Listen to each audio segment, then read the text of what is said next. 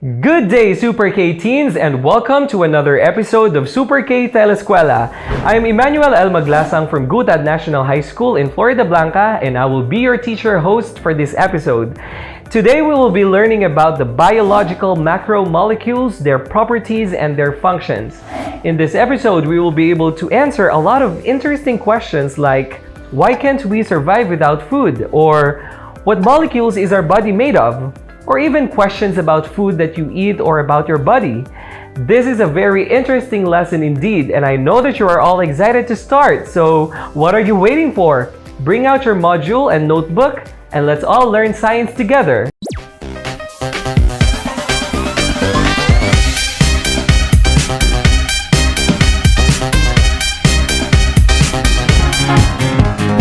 Science Escuela! My first question for you is, why do we eat? And I know that some of you will say, we eat because we're hungry. And that's the obvious answer, isn't it? But there's more to it than hunger. When your tummy aches because of hunger, it is your body telling you that it needs certain molecules inside to survive. And today we will learn what these molecules are and why they are important to your survival. The four biological macromolecules are carbohydrates, proteins, lipids, and nucleic acids. On page 2 of your module, you will see 15 true or false questions about these four biological macromolecules. Today is Saturday, so I hope that by this time you have already answered these questions. Now, we are going to discuss the answers to some of these. Okay, so for question number 1, true or false? Carbohydrates contain carbon. The answer is true. Yes, carbohydrates contain carbon. The image you see on the right is the structure of glucose, which is an example of carbohydrates. As you can see, it has 6 carbons. Actually, all of the biological macromolecules contain carbon. Now let's try answering question number 2. True or false? Meat is an example of a protein-rich food. The answer again is true. Yes, meat is rich in protein. Meat is the muscle part of the chicken, beef, or pork. Our muscles are also mostly made up of proteins. That is why those who go to the gym to grow muscles usually eat lots of foods that are rich in protein, like meat, eggs, nuts, and fish. Don't you think it makes sense? When you want to build a house, the two basic things that you need are labor and materials. Even if you labor to build your house, if you don't have the materials like blocks and cement, then you won't be able to build it. The same is true with building a muscle. No matter how hard you labor, if you don't eat protein, your body will not have materials to build your muscle. Let's now move to the next question. True or false? Lipids are soluble in water. The answer is false. There are many types of lipids. We have fats, oils, steroids, and waxes. They are all different, but one thing they have in common is that they all do not mix well with water. That is why the answer is false. Let's now answer question number 4. True or false? Proteins are made up of nucleotides. The correct answer is false. Proteins are made up of amino acids. The image on the right shows the structure of nucleotides. They have a nitrogenous base, a phosphate group, and a 5-carbon sugar, or a sugar that has 5 carbon atoms. Nucleotides are not the building blocks of proteins. They are the building blocks of nucleic acids. Is the term nucleic acid familiar to you? If yes, maybe because you already know that the initials in DNA stands for deoxyribonucleic acid. DNA is an example of nucleic acid. This means that the answer to question number 5 is true. Let's now move on to question number 6. True or false? Sucrose is a disaccharide. The correct answer is true.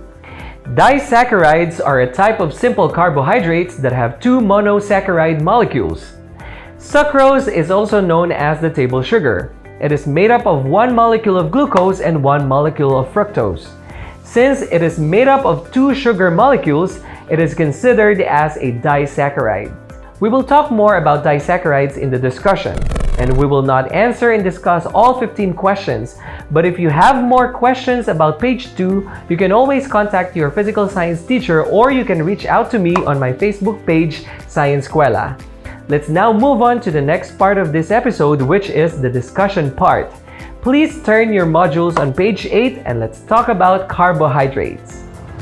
When I hear the word carbohydrate, the first things that enter my mind are rice, bread, and potatoes.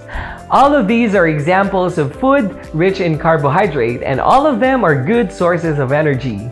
However, providing energy to our body is not the only purpose of carbohydrates. They also provide structure in plants and animals. Carbohydrates can be classified depending on how many sugar molecules they have. A carbohydrate that has one sugar molecule is a monosaccharide. Examples of monosaccharide are glucose, galactose, and fructose. Galactose is found in milk and milk products, fructose is found in fruits, and glucose is our body's main source of energy. Plants make glucose through the process of photosynthesis, where they use the energy from sunlight to convert carbon dioxide and water into oxygen and glucose.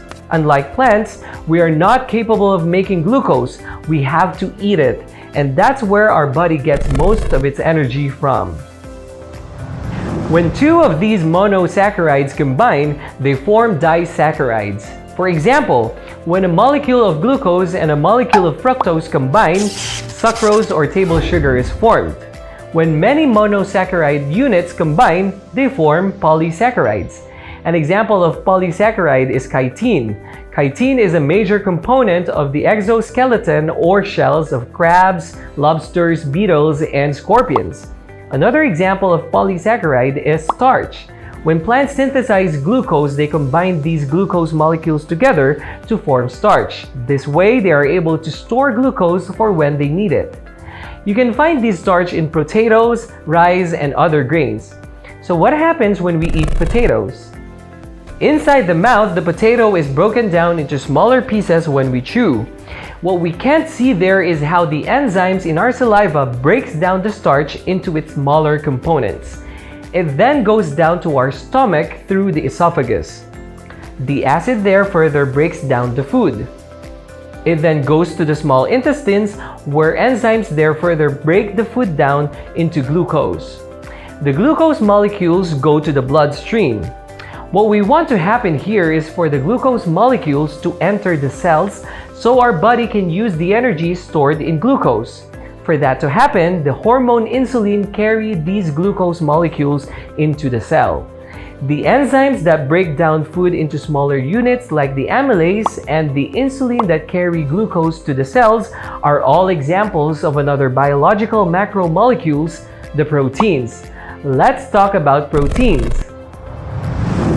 When you look at yourself in the mirror, most of what you see is protein. The collagen in your skin is a protein that helps fight wrinkles and fine lines. Keratin is a protein that makes up most of your hair, your nails, and the outermost layer of your skin. As mentioned earlier, proteins are made up of amino acid.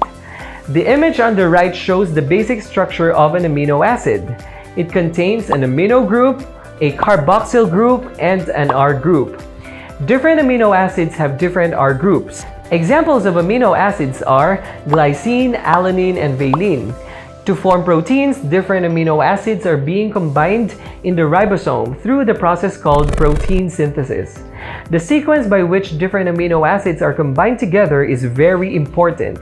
It can be compared to how we sequence letters to form a word. For example, if the letters E, A, and T are sequenced this way, the word reads eat. But if they are sequenced this way, it becomes T. If you change the sequence further, it now reads ate. The sequence of amino acids in a protein is called the primary structure of proteins. It is very important that the sequence of amino acids is correct. Take the protein hemoglobin for example. The hemoglobin in the red blood cells carries oxygen in the blood. If the sequence is changed, the hemoglobin changes in shape. It then makes the red blood cells look like a sickle in times when the oxygen levels are low. As a result, they may get stuck in the blood vessels. Proteins don't look like long lines of amino acids. In the previous episode, you learned about the intermolecular forces of attraction. These are the forces that push the molecules together. You also learned about the dipole-dipole bond that happens in polar molecules. Some of these amino acids are polar, so instead of staying straight, some of these amino acids are attracted to one another. Some form hydrogen bonds and others form disulfide bonds. Because of these, the protein assumes a shape depending on what amino acids are there and the sequence at which they are placed. So far, we have learned about carbohydrates and proteins. Later, we will learn all about lipids and nucleic acids. So don't go away, we'll come back for more science concepts only here at Super K Telescuela.